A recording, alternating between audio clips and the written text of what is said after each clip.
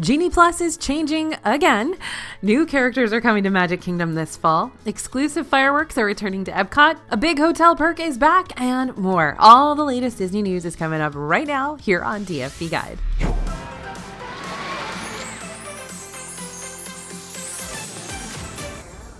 Hey everybody, it's AJ for Disney Food Blog. We are starting off today's news video with a big one. Genie Plus is changing yet again. Starting June 27th, visitors will purchase Genie Plus based on the park that they want to visit. So it's going to be park-based pricing now. Guests can either buy a single park Genie Plus option or a multi-park option.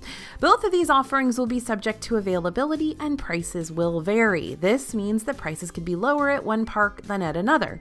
For example, you might pay $27 at Magic Kingdom on a particular day, but Genie Plus could be $18 at Animal Kingdom that same day if there's lower demand at that park. You'll continue to purchase Genie Plus through the My Disney Experience app on the day of your visit. Currently, sales are available beginning at midnight, and all visitors can make their first Genie Plus selection starting at 7 a.m. in Walt Disney World. The Disney World website has been updated with a note about this change. Currently, the My Disney Experience app still shows the current method for purchasing, and that won't change until the 27th. Keep in mind that you may need to update your app when this change goes live. Disney also shared a graphic that shows what purchasing Genie Plus will be like on June 27th. At the top, you've got the multiple parks option with the most expensive price. And that's going to be for people with park hopper tickets that do want to purchase for all 4 parks. Then each of the individual parks below have varying price points. Predictably, Magic Kingdom and Hollywood Studios are the most expensive, with Epcot and Animal Kingdom costing less. It's not a guarantee that it'll always be that way, but it's a trend we have noticed with one-day ticket prices. For more information, head to our website at disneyfoodblog.com to learn all about the Skip the Line service.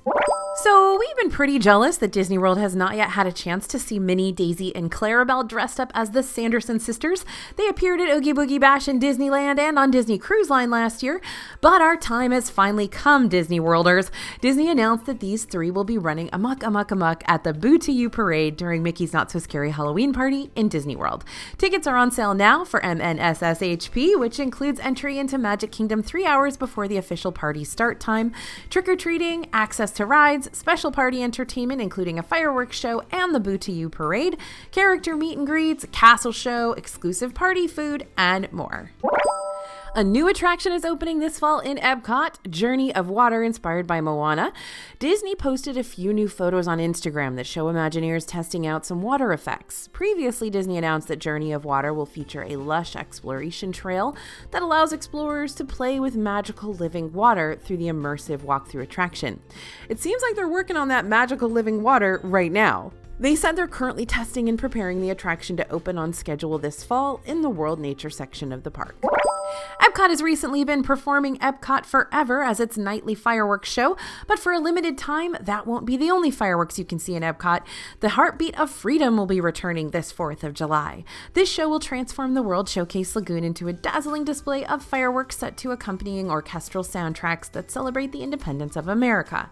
Heartbeat of Freedom will be the finale of the Epcot Forever show on July 4th. Epcot Forever takes place at 9 p.m. So we're still in the midst of the Flower and Garden Festival in Epcot until July 5th, but it looks like Disney's already jumped the gun and started setting up for the 2023 Epcot Food and Wine Festival. The Epcot Food and Wine Festival is an annual celebration of global cuisine in Disney World, and this year it takes place from July 27th to November 18th. Disney has yet to confirm the food booths that will be available at this year's festival, although we did already note that India and Spain would be returning based on an earlier announcement. Of course, we're waiting on the edges of our seats for those booths and menus to be revealed, and we'll likely have to wait even longer before we get the full list of menus, even though last year they came out a month ago. So what's going on? The Eat to the Beat concert series is also returning to this year's festival. The concerts take place on select nights during the festival at the America Gardens Theater. Showtimes will take place at 5:30, 6:45, and 8 p.m. on Fridays through Mondays, and those festival dining packages will return. So we've got some very important Epcot bathroom news for you. While we were strolling through World Nature and Epcot recently, we did a double take. What is that? Could it be? Yes, some construction walls have come down in this area. And you know what that means? The World Nature bathrooms have finally reopened. These have been closed for a couple of years now, but they're finally available. We're going to be talking in a video coming up about Epcot's very cool color coding system, and these bathrooms follow that pattern with wavy green lines to fit in with World Nature. We know you've been anxiously awaiting this bathroom news, and we're happy we could bring it to you. Good news, friends! Boats are once again running to Disney Springs from the nearby hotels. Service had been suspended for a few weeks. Luckily, you won't have to worry about it anymore. So if you're trying to get to and from Disney Springs in any of the following places, you can now take a boat once again to Disney's Old Key West Resort, Saratoga Springs, Port Orleans Riverside, and Port Orleans French Quarter. San Francisco Square, a new reimagining of Pacific Wharf, is set to open this summer in Disney California Adventure, and Disney just shared some major news on the project. San Francisco's Makers Market, a storefront stocked with unique apparel, homewares, and more featuring Baymax and friends, will be opening near the Hamada Bot Shop. In the concept art for the area, you can see details themed to the movie, like market shelves situated on robot storage cases with decommissioned BattleBots on display. Up above, the local BattleBot champion, Heroes Megabot, sits in the rafters. Nearby, a vending machine dispenses collectible golden medallions featuring Baymax and other iconic images from San Francisco. In July, some of the new dining options will be available, and in the following weeks, these shopping experiences will follow suit. Also, the new Cerveceria will be opening in mid-July. And we're going to see some construction and changes up till mid-August, which is when everything should be done. And speaking of new dining options, we have more news about those as well. First up, we got Aunt Cass Cafe. This new spot is a bakery cafe operated by Heroes Aunt Cass from Big Hero 6, and Disney has shared it will feature soups in freshly baked sourdough bread bowls and more dishes inspired by Japanese cuisine. This restaurant looks like it'll take the place of Pacific Wharf Cafe. Plus, Rita's Baja Blenders is being transformed into Rita's Turbine Blenders, which is a giant drink dispenser offering delicious margaritas and icy beverages, owned by and named after the repair technician who maintains the floating wind turbine on top of the structure. If you look closely, it resembles a giant koi fish. Disney also shared that new menu items will be coming to Casino Cucamonga and Ghirardelli Soda Fountain and Chocolate Shop. Disney's Beach Club Resort is getting an overhaul, and a new aspect of construction has just begun. Construction has begun inside the lobby of the resort, specifically on the second level. There are still a few ways you can get up to the second level if need be there, but many areas are blocked off currently. If you're concerned about getting somewhere, we suggest asking a cast member for the best way to get to your destination that won't disturb the refurb. Recently, we were enjoying our day in Magic Kingdom and wandering around Tomorrowland when we walked by one of the newest additions to the park, Energy Bites. This snack stand opened alongside the new area that was built out for Tron Light Cycle Run. Their menu items used to feature some different donut holes, a watermelon-flavored refresher, dumplings, and strawberry mochi ice cream treat. But now it seems they've changed their menu. In addition to quietly adding purple and white Disney dining plan symbols to several of their menu items in anticipation of the dining plan's return in 2024, we noticed the digital dumplings in both the beef and broccoli and the buffalo chicken flavors are now off the menu.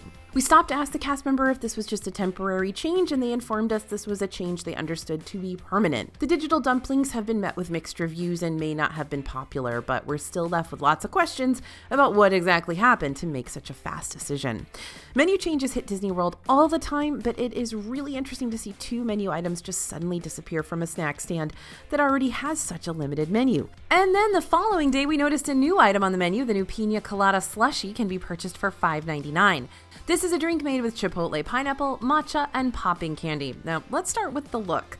As you stare down into the drink, you may be a bit confused. There's a lot going on here, and it sort of looks like the top of the drink is covered in mold.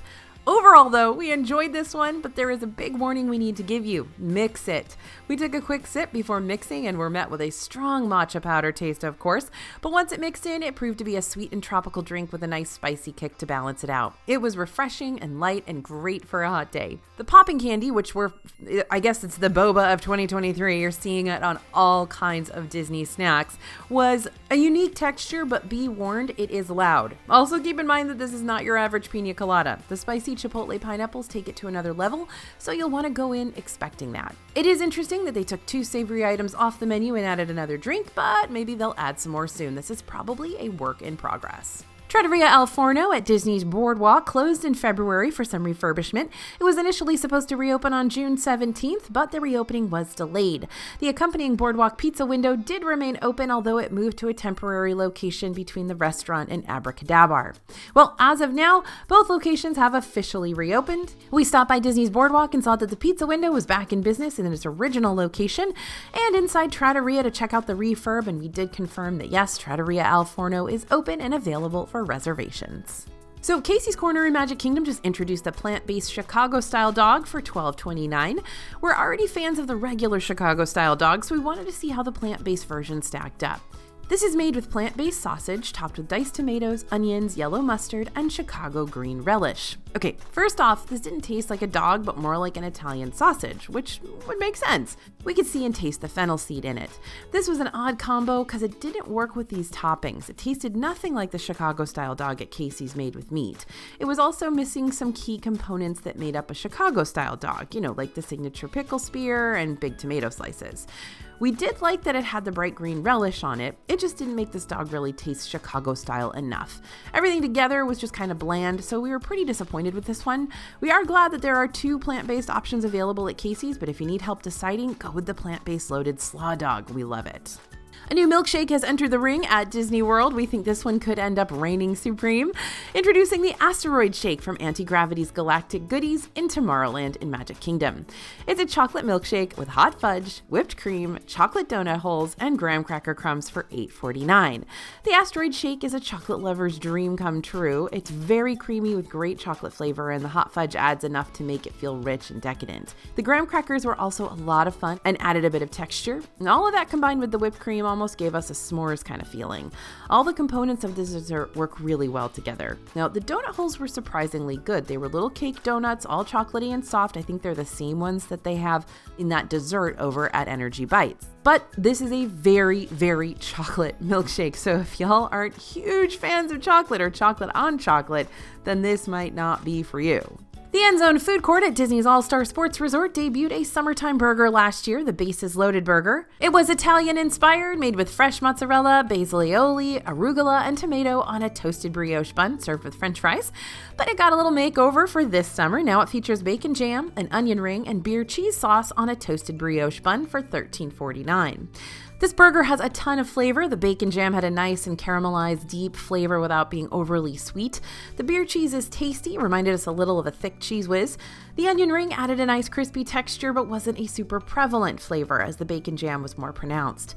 The only thing that wasn't great about this was that the beer cheese gets to be a little weird if you don't eat it quickly. Remember how I said it was similar to Cheese Whiz? Well, that goes for texture too. It was really thick, and if you let it cool before you eat it, you might not love the way it holds up. Next, we had the macaroni and cheese topped with barbecued beef for $13.29. The macaroni and cheese was good. It was made with a spiral pasta that held onto the cheese really well, which was thick and creamy. On top, the beef was delicious. It was incredibly tender and had a nice deep and savory flavor that almost tasted smoked. The green onion added freshness to the dish, and the crispy onions were a nice crunchy texture. And I've got some fun DFB related news for you. We are now having a huge sale in our dfbstore.com. You can use code SUNSHINE for 20% off everything. The DFB team and I just wanted to say thank you for your support. We could not do this without you, and you can check out all of our merch at dfbstore.com if you want to support the channel. We spotted new Figment Ears in Epcot, and they literally have Figment flying through them. One ear is Figment's cute little purple head, the other ear is the rest of his body and his tail. If you're looking to grab these, we found them at Gateway Gifts in Epcot for $34.99. We have a feeling these are going to be surrounded by hype and chaos like most every other piece of Figment merchandise that Disney releases. So you might want to hurry to get them before they completely sell out. We know they're going fast. Also at Epcot, we spotted these new Disney 100 Minnie ears at Creations Shop. They're covered in artwork with different animated Disney characters, and according to the tag, they're made with ultraviolet paint. So what this means, because the designer of these ears actually follows us on Instagram and responded to our Instagram post with what happens. The little music notes on the bow, when they get in the sun, they will turn purple. Or they'll turn white. One or the other. You can pick these up for $34.99, and we think the attention to detail is stunning. The artwork has the effect of looking hand-painted directly onto the ears, and we had a hard time figuring out the effect because we were there on such a gray, stormy day, but when you get in the sun, those music notes should change colors. Say hello to the Spider-Gwen Ghost Spider Minnie Ears. These are part of the new Across the Spider-Verse collection. They've got the character's icon in the middle of the bow, which is made of a pink fabric that reminds us a lot of spider webs. If you want to pick up a pair of these or shop the rest of the collection, make sure to check out Keystone Clothiers in Disney's Hollywood Studios. The ears are $34.99. For more Disney news, check out our website at DisneyFoodBlog.com and also be sure to click the link down below to sign up for our newsletter. That's completely free, and that is absolutely the best way to make sure you don't miss out on any Disney news. Thanks for listening, everyone, and thanks for watching. As always, this is AJ for Disney Food Blog, and we'll see you real soon.